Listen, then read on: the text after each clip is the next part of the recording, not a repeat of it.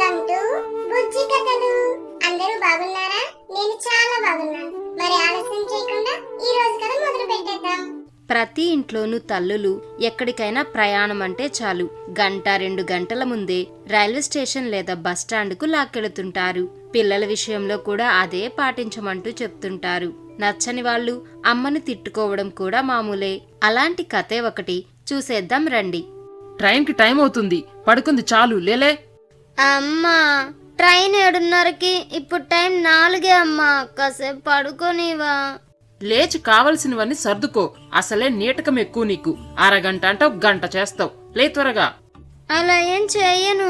10 నిమిషాల్లో సర్దుకుంటా, 5 నిమిషాల్లో రెడీ అవుతా, అరగంటలో స్టేషన్లో ఉంటా అని జాను దుప్పటి కప్పుకుని పడుకుంటుంది. గంట తర్వాత 5 అయిపోయింది టైము, ఇప్పుడైనా లేయి. ఇంకా 2:30 గంటలుందమ్మా పడుకొని.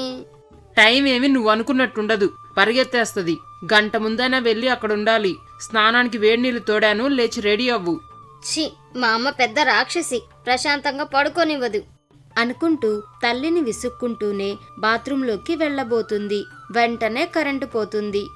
చెప్పాను నేను, చెప్తూనే ఉన్నాను లేయమని. ఇప్పుడు చూడేమైందో. మొబైల్ లైట్ ఆన్ చేసుకుంటాలేమ్మా, టెన్షన్ పెట్టకు. ఏదో అలా ఏడువు. నా మాట నాదే గాని చెప్పిన మాట ఎప్పుడైనావు గనక. దేవుడా, ఈ కరెంట్ ఇప్పుడే పోవాలా? అనుకుని జాను స్నానం చేయడానికని బాత్రూంలోకి వెళ్లి ట్యాప్ తిప్పుతుంది. ఇదేంటిది, నీళ్లు రావట్లేదు. అమ్మా, నీళ్లు రావడం లేదు, మోటార్ స్విచ్ ఆన్ చేయవా? కరెంట్ ఎక్కడుంది? మొద్దు మొఖమా, మోటార్ వేయాలంట. అవును కదా, మర్చిపోయాను. ఇప్పుడు ఎలా అమ్మా? నన్ను అడుగుతావే? ఇలాంటిదేదో జరుగుతుందని నేను 4 గంటల నుండి కొట్టుకుంటూనే ఉన్నాను రెడీ అవ్వమని. వింటేగా టైం 6 అయిపోయింది. ఇప్పుడు ఏడువు.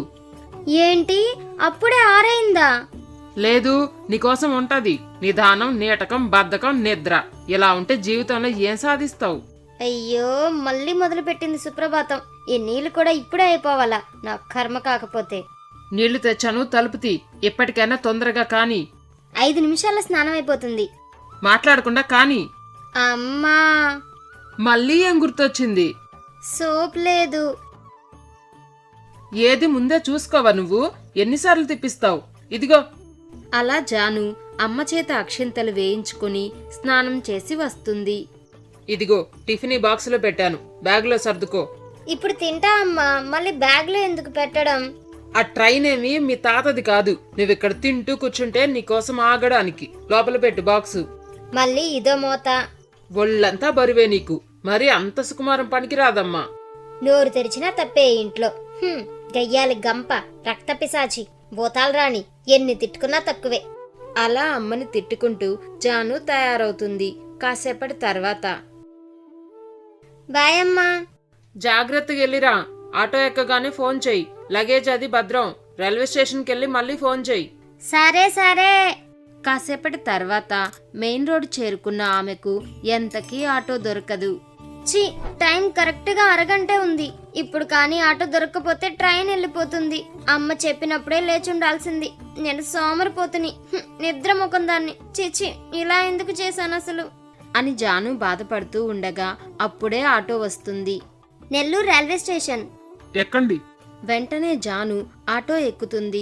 ఆటో ముందుకి కదులుతుంది. కొంత దూరం పోనిచ్చి డ్రైవర్ ఒక దగ్గర ఆటో ఆపుతాడు. నెల్లూరు నెల్లూరు నెల్లూరు. ఏం పెద్దమ్మా, నెల్లూరా? లేదు బాబు, ఇక్కడికే. అయ్యో, మళ్ళీ ఇదో టైం వేస్ట్. అన్నా, ఆటో పోనివ్వండి అన్నా, ట్రైన్ కి లేట్ అవుతుంది. నీ ఒక్కదానికోసం నెల్లూరు దాకా రావాలా? పెట్రోల్ ఖర్చులకు కూడా రావు డబ్బులు.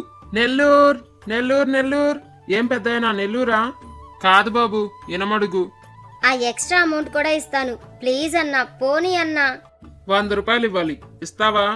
ఇస్తానన్నా, త్వరగా అన్నా, ప్లీజ్ అన్నా. అయితే సరే. అయినా ఈ మాట ముందే చెప్పుండాల్సిందిగా. అమ్మో, లేట్ అయిపోయింది అని డ్రైవర్ ఆటోని పోనిస్తాడు. దేవుడా, బతికించు. త్వరగా వెళ్ళాలి, త్వరగా వెళ్ళాలి, త్వరగా వెళ్ళాలి. జాను ఇలా కంగారు పడుతుండగా ఇంతలో రోడ్డు పక్కన ఒకతను డ్రైవర్ కి కనిపిస్తాడు. వెంటనే డ్రైవర్ ఆటో ఆపుతాడు. నెల్లూరుకా? ఎక్కండి ఎక్కండి. అన్నా ప్లీజ్ అన్నా, నీకు దండం పెడతా అన్నా. అయిపోయింది అయిపోయింది. డ్రైవర్ వెంటనే ఆటో తీస్తాడు. మా అమ్మ ముందే చెప్పింది, నువ్వు అనుకున్నట్టేది జరగదు, గంట ముందే రైల్వే స్టేషన్ లో ఉండాలి అని. దానికి అర్థం ఇదన్నమాట. ఛీ, పనికి మాలిన దాన్ని, వెదవ ముఖం దాన్ని, బద్దకస్తురాల్ని. దేవుడా, ఆటో త్వరగా రైల్వే స్టేషన్ కి వెళ్ళేలా చూడు స్వామి అనుకుంటూ జాను ఆటోలో కూర్చున్నంతసేపు తనని తాను తిట్టుకుంటూ అమ్మ మాట విననందుకు బాధపడుతూనే ఉంటుంది. మరోపక్క డ్రైవర్ స్పీడ్గా ఆటో తోలుతాడు. కాసేపటి తర్వాత ఆటో రైల్వే స్టేషన్ చేరుకుంటుంది. జాను ముందు చెప్పినట్టుగా 100 రూపాయల నోటు తీసి డ్రైవర్కి ఇవ్వబోతుంది. తీసుకోండి అన్న 100. వద్దులే అమ్మా, 30 చాలు. అని డ్రైవర్ చిల్లర డబ్బు జానుకి ఇస్తాడు. ఇతనెవరో మంచి డ్రైవర్ లా ఉన్నాడు, టైంకే తీసుకొచ్చాడు. థ్యాంక్ యూ అన్నా. పర్లేదమ్మా. ఆటో ముందుకెళ్తుంది. జాను స్టేషన్లోకి పరుగు పెడుతుంది.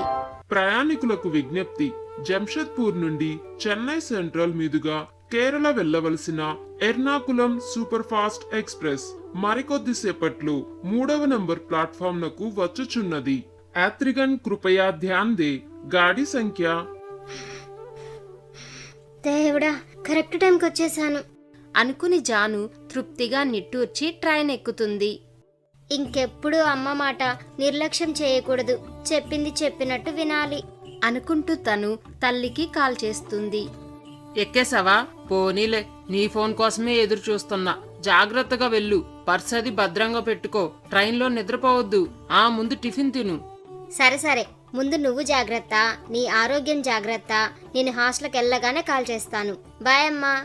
బాయ్ తల్లి. అలా జాను అమ్మ మాట విననందుకు ఎన్నో ఇబ్బందులు పడుతూ ఆఖరి క్షణంలో ట్రైన్ ఎక్కుతుంది. ఇంట్లో అమ్మకి ఉన్న ముందు చూపు మనకు అర్థం కావాలంటే ఇలాంటివెన్నో రుచి చూడాల్సిందే. అందుకే అన్నారు పెద్దల మాట చద్ది మూట అని. ఈ కథ కనుక మీకు నచ్చినట్లయితే వెంటనే ఈ వీడియోని లైక్ చేయండి. ఇలాంటి మరిన్ని మంచి మంచి కథల కోసం మన బుజ్జి కథలు యూట్యూబ్ ఛానల్ ని సబ్స్క్రైబ్ చేసుకోండి. Thanks for watching.